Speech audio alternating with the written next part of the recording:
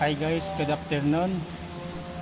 This is a Ford F-150 XL 2019 model. Ang problema po nito ay noisy hydraulic valve lifter. So binuksan ko po yung timing cover and then valve cover. Ang nakita ko ay may tama yung hydraulic valve lifter and rocker arm. So ito po yun, pakita natin.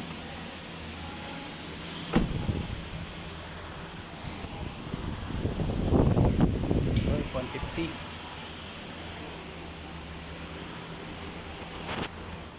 So ito po, nabuksan na natin yung makina. Yan, pati yung camshaft niya ay may tama rin. Yan po siya. Bali apat ang camshaft niya. Yan, nabuksan ko na pati ang timing cover niya.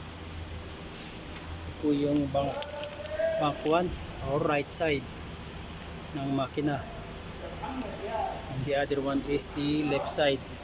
Ang pinaka may problema talaga ay yung left side, so bank 2. So yan po yung sprocket nya ng crankshaft.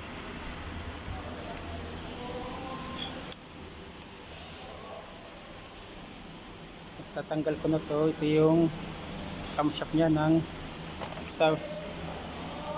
Ito yung sprocket nya sa camshaft. Yan. Ito yung intake camshaft ang may problema. So ito yung papalitan natin isa. May tama ito dito. Ayan o, malalim ito yung side na ito. So hindi ito pwedeng repairin. Babalikan lang tayo nyan. Then ito po yung hydraulic lifter nya na luma, kasama yung rocker arm nya. Ito po ang papalitan natin, rocker arm and then hydraulic lifter. Ito yung isa nya nasa right side. Okay naman yung nasa right side nya, pero palit kasama na rin sa pagpalit nya. At ito po yung bago nya na hydraulic lifter. Wala pa yung rocker arm. So maghihintay pa po ako ng pagdating ng rocker arm. Okay, hanggang dyan lang po. Thank you so much.